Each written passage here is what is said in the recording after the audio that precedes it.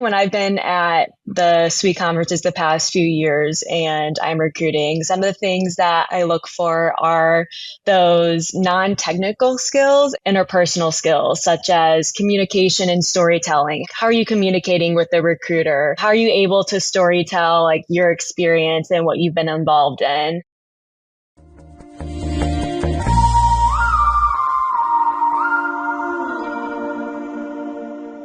Hello, I'm your host, Sam East, and welcome to Global Voices in Engineering. Now, if you've been listening for a while, you might notice we have a new name. Diverse is now Global Voices in Engineering. But don't worry, it's the same award-winning SWE podcast that you know and love. We just updated the show's name to capture what SWE and the podcast are all about, bringing together engineering stories from around the world because every engineer has a story. Today, we're going to hear from Natalie Camilleri. Natalie is an early career engineer and SWE member whose STEM journey has come full circle in a really cool way. Natalie first attended SWE's career fair as a collegiate, where she landed her full-time job. Today, she's an industrial engineer and she's back at SWE conferences on the other side, recruiting the next generation of engineers.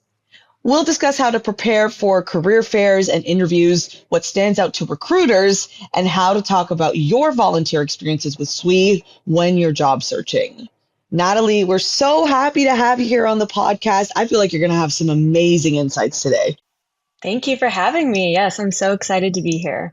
Okay, so let's jump into it. To start, introduce yourself, bring us back to the engineering school days, because a lot of people listening to the podcast are at that point in their career. How prepared did you feel at the time for things like career fairs or interviews? Yeah, so a little bit of background about me. So I went to the University of Missouri and I studied industrial engineering. And when I went into college, I didn't originally know what discipline I wanted to be. And I learned about industrial engineering my freshman year, how it kind of combines the best of both worlds with both the technical side of engineering and the human side of engineering as well. But I had no idea what IEs could go into at the time. And sometimes you just don't know what to ask to know what you want to do. So when I was a junior going through the interview process, I made sure when I was at career fairs and I was talking to people that I came with questions to kind of understand what people did on their day to day. And something that I learned from that are that interviews and career fairs are definitely a two-way street. So make sure you come with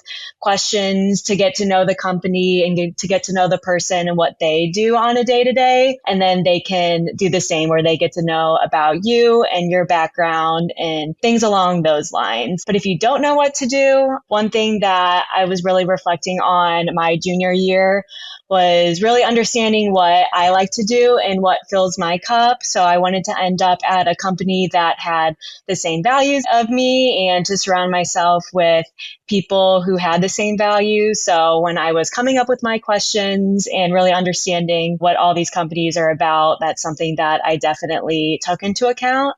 And then another thing that I did to get ready for career fairs was to really talk about my experience that I had before that. And at that time as a junior, I really didn't have any technical experience. In my past summers, I was a lifeguard, so your typical high school, early college summer job. And I also did a few things at my SWE collegiate section as an outreach director. So while I was going through those career fairs and getting prepared for them, I really reflected on my time as a lifeguard and as an outreach director for SWE. So I could really talk on those experiences and how those help leverage me to get my internship. That is some great insight there. You mentioned as well values. So when you were kind of poking around, getting curious, you kept values top of mind. What did that look like for you? Can you give us an example of when you were going through those beginning phases of the career fairs, the interviews? Yeah, so one thing that I realized when I was going through that is I really wanted to be able to have a work-life balance. And I know for some people, definitely in their early career and, starting off after graduating, you definitely work a lot. You're just taking a lot of time to really learn and get into your early career. But for me, I really love spending time with my family and friends and having hobbies and stuff like that. So, for me, I really wanted to be able to have a work life balance and not only be able to spend time outside of work doing things that I love and fill my cup. And for me, that's spending time with my friends, it's getting involved in SWE in the local community and on the national side as well. But having the time to do that and being surrounded by coworkers who also have their own passions as well. So let's jump ahead then. You're a collegiate engineer at the We21 Career Fair in Indianapolis. How do you prepare for this? What's going through your mind? Like, can you walk us through how you ended up landing a job there? Yes, that's a really good question. And Sam, I'm going to be honest. When I first stepped into the career fair for We 21, I was so nervous. I was not expecting it to be as big as it was because going to Mizzou or the University of Missouri, we have a smaller engineering program. I think everyone total we had around 400 or 500 people, and our career fairs are very small. So stepping into We 21 and seeing all those companies and big name companies specifically, I was so nervous. I was surrounded by thousands of people. And the first maybe 30 minutes of the career fair, I really just took time to walk around and see everything that was going on. But as I was doing that, my nervousness, I think, turned into a little bit of sense of empowerment because I realized that I was surrounded by a lot of women who have similar goals. Everyone is mostly a woman in STEM or an ally of a woman in STEM, and we're all here to support each other and lift everyone up. So once I kind of realized then I gained a little bit more confidence and started to be able to go around to talk to people, to network and stuff like that. And then to answer the second part of your question of how I ended up landing my internship there is that at the time I actually wasn't looking for a internship because I had one lined up for the next summer. So I really was just there to meet people, to network and to kind of get a better idea of what industries and companies that I can work for as an industrial engineer. So as I was walking around, I actually ran into someone, a woman there pulled me over and was like, "Hey, like, what's your name? What are you studying? What do you enjoy?" And we kind of just started chatting for a while.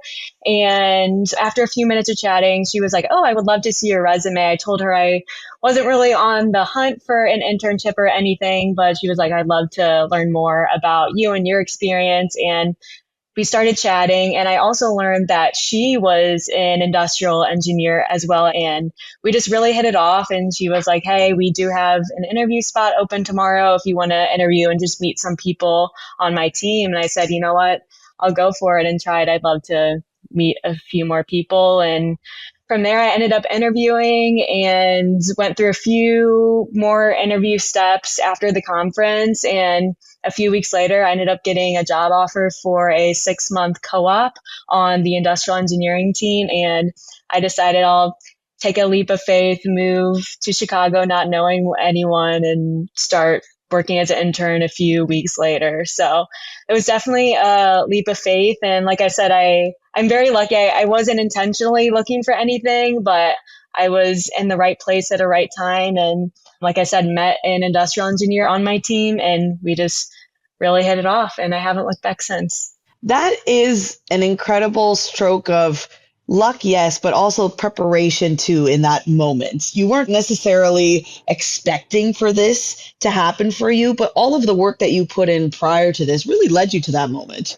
Yes, yeah, I agree. So I guess one piece of advice to always be open to new relationships and networking because you never know what may come about from that. Yeah, most definitely. So now you are on the other side and you are recruiting at SWE conferences. What would you say? Can you give us some insight here? What are companies looking for when they meet candidates at these events? Can you bring us into what it's like from the employer perspective, which is such a perfect segue, right? Given that amazing story that you just told us when you're on the other side of things. Yes, I will preface with I do think every recruiter or company will recruit a little bit differently. So my advice is probably not a one size fits all. But for me, when I've been at the SWE conferences the past few years and I'm recruiting, some of the things that I look for are those non-technical skills, especially at a SWE conference, because I would assume that mostly everyone there has an engineering background or has taken some engineering classes. So a lot of the people you talk to will have gone through those typical engineering classes and will have a similar skill set. But some things that definitely set apart others from each other are those interpersonal skills, such as communication and storytelling. How are you communicating with the recruiter? How are you able to storytell like your experience and what you've been involved in? And then similar to that, definitely leadership skills. So being involved in extracurriculars or volunteer activities at either school or outside of school, being able to lead a team or lead a group project, those really set you apart from other people that may be talking to the same recruiter at the career fair. And then one thing which is kind of hard to understand from a quick career fair conversation is your willingness to learn. Something that I've learned in the past few years after working is that, yes, the engineering skill set that you learn in school is very important, but a lot of things are learned on the job. So what is your willingness to learn? Do you have a continuous improvement mindset? Do you have things outside of work that you're striving for and stuff like that? So definitely for me, I will say again, not a recruiter, but when I am talking to people, those are some of the things that I look for just to set you apart from someone else that may be talking to the same recruiter. Okay, so those are things to focus on, but what about some things to improve upon? Maybe some missteps that you've noticed from candidates at these types of events? Yeah, so kind of along the same lines, this may be a hot take for me, but one thing that I will say is walking up to someone and going right into your elevator speech. For me, I want to get to know the person. And yes, I do want to know like your background and what you're looking for, but I want to know you as a person as well. So coming up to me and just spieling your elevator speech, it's kind of a lot, especially when you're talking to could be hundreds of people in a day. So you want to be able to make that relationship so I can remember you and like what sets you apart from everyone else. So if you just go straight into your elevator speech, it's kind of a lot to all digest at first. So you kind of have to gauge on how the recruiter wants to take on the conversation. So it might be a hot take for me, but I will say, yeah, I like to know someone as a person. So going up and spieling the elevator speech can be a lot sometimes. Yeah, that's a good point. Being able to read the room, so to speak, like is that person ready to hear that pitch or that, they want to ease into it a bit, like what you're saying. So for a collegiate who is walking into a career fair today, maybe they're even going to We26 in Boston, maybe they're feeling overwhelmed by all of this. Like you had mentioned, you were at that first fair. What are 2 to 3 concrete things that they should really drill down on, focus on in the moment to make the most of the experience? Yes, I think this is a really good question. I think the thing that comes to mind first is definitely be yourself. It seems a little bit cheesy, but like I said before, everyone has the same background. So how are you going to make yourself stand out from everyone else? One piece of advice that I talk to students as they're going into their career fair or interviews is to update your resume and add some things that make you stand out to make you who you are. For example, do you have any hobbies or have you done any specific study abroad experiences that might be good that someone might remember you from? For example, I have a little section at the end of my resume right now that has some of my personal development stuff. So for example, I did an au pairing experience in Spain my grad year. And when I was interviewing for full-time roles, I would say that all of the interviews that I had, everyone asked me about my au pair experience and to learn about what I learned from that and the culture aspect and stuff like that. So definitely feel free if you have room on your resume, feel free to add something such as your hobby or something that you're working on to make you stand out. And then a second piece of advice is definitely be confident. I know clothing is key, especially at a big conference like We26. Wear something that you're comfortable in, something that will make you stand out, something that you can just be yourself in. Like I said, there's so many people at a big conference like We26. So if you're not comfortable in something that you're wearing, you're not going to be setting yourself up for success for the day. And to add on to that, being at a convention center so big, definitely recommend wearing comfortable shoes. You can definitely bring nicer shoes to wear in if you have interviews or something like that, but wear something that you're comfortable in, because if your feet hurting or your clothes aren't fitting the way that you would like, you're going to be focused on that rather than focusing on talking to people and networking and stuff like that. And then lastly, make sure you take time for yourself. It is a long weekend and SWE has so many different resources for you to take care of yourself if you need to. I know at the conference they have morning yoga that you can sign up for to really take time to be mindful and set yourself up for the day. And there's also some affinity group meetups, which are more casual meetups. You can meet people who have the same passions or hobbies as you. And I believe there's usually some kind of relaxation station as well. So if you need to get yourself together and just kind of hang out away from all the chaos, they have that for you as well. So definitely look into all the resources that SWE has at a big conference like We26 and make sure you're taking time for yourself.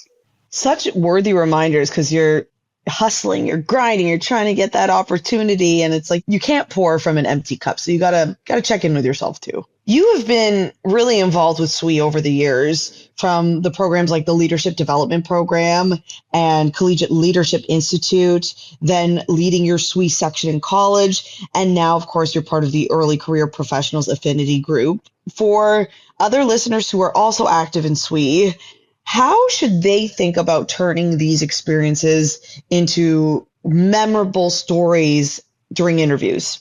Yeah, so as I mentioned before, I think that leadership definitely goes a long way, and that's something that can set you apart from other people that may also be interviewing. So for each experience, whether that be an internship you've already have, or maybe a non-internship experience such as a group project or a volunteer experience, or even another extracurricular that you're involved in, think about what skills you have learned from those experiences, and those are what can set you apart, and what was the impact that you learned from those experiences. For example, when I was a collegiate section leader, some things I learned was how to delegate tasks to each person onto my committee, and also how to work with a variety of different people who have different schedules. And then I also learned about the communication aspect as well. So communicating with stakeholders at that time who were guest speakers who were coming to talk to our meetings, and learning to even speak in front of a big group of people at meetings as well. So even though at the time that I was interviewing for internships, I didn't have any technical internship experience before, I was able to talk about the teamwork and the communication skills that I learned from some of those other experiences that I can morph into good answers when I was interviewing as well. And like I mentioned before, feel free to talk on a variety of experiences. I know that sometimes it's hard if you don't have an internship to talk about things that might be relevant, but any kind of jobs or class projects or even research projects that you've worked on before, you can take those learnings from what you did and really morph them into answers of what you've learned and then what was the impact of those projects. Okay, so many actionable things that young engineers who are just starting out in the field can really take to heart and work on. As we kind of wrap up the conversation here, Sometimes the reality of it is the career fair, the interview doesn't maybe go as well as you would want it to go. Maybe it didn't turn into a job offer. What would you say to that collegiate who is leaving the event and they're not thrilled with how things went? Yeah, so unfortunately, this can be a reality for some people. There are so many open positions, and sometimes it's just not the right place or the right time, but that shouldn't discourage you from keep trying and keep reaching at your goals. I'm a firm believer if one door closes, that will just lead to another one opening. So don't feel discouraged at all. This actually happened to me this summer going into I believe it was sophomore year, but I was interviewing for internships and it was still a little bit in the pandemic, a little bit. So there wasn't many opportunities, but I was interviewing for an industrial engineering internship in my hometown. And I was one of the finalists of the interview process. And it turns out that they ended up giving the internship to someone at Mizzou that was a year older than me, who just had more schoolwork and had a little bit more experience that I did. And at the time for that upcoming summer, that was the only thing that I had planned. Like I said before, it was really hard to get internships. And at first I was really frustrated with myself because I'm like, what am I going to do this summer? How am I going to improve my portfolio so I can get more internships before I graduate? And from that experience, I actually ended up later getting an invitation to a leadership camp for a different company.